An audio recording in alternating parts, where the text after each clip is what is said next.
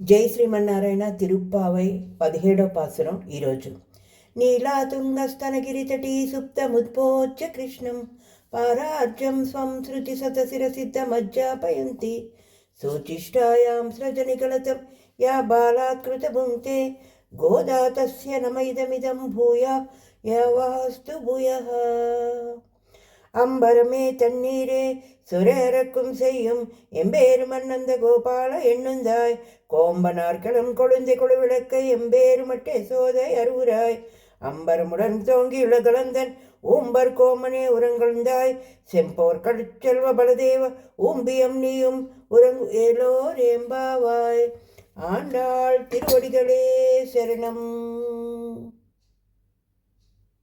ఈ 17వ పాసురంలో భావము: గోదాదేవి తమ చెలికెత్తలు కృష్ణుణ్ణి, ఆయన తల్లిదండ్రులను మేల్కొల్పుతూ తమతో పాటు కృష్ణుడు కూడా ఈ వ్రతంలో పాల్గొని లోకానికి మేలు చేయాలని కోరుకుంటారు. ఇది భగవంతుణ్ణి భక్తులను ఏకం చేసే ఒక అద్భుతమైన ప్రయత్నం. గోదాదేవి తన చిలకెత్తలతో కలిసి నందగోపుని ఇంటికి వెళ్ళి ద్వారపాలకులను ప్రసన్నం చేసుకొని వాళ్ళు లోపలికి పంపగా మొదట పెద్దలను మేల్కొల్పి వారిని ప్రబలి తీగతో పోల్చి తమకు కావలసిన వరాలు కోరుతూ శ్రీకృష్ణుని మేల్కొల్పాలని అభ్యర్థించడం.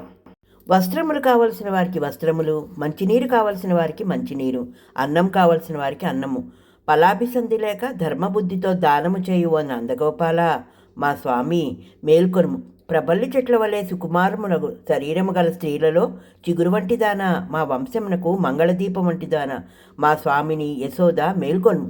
ఆకాశ మధ్య భాగమును చీల్చుకొని పెరిగి లోకములన్నింటినీ కొలిచిన త్రివిక్రమ నిత్య సూర్యులకు నాయకుడా నిద్రింపరాదు మేల్కొనుము. బలరామకృష్ణుల్ని ఈ విధముగా గోపికలు నిద్రలేపిరి. జై శ్రీమన్నారాయణ. ఆండాళ్ తిరువడిగళే శరణం.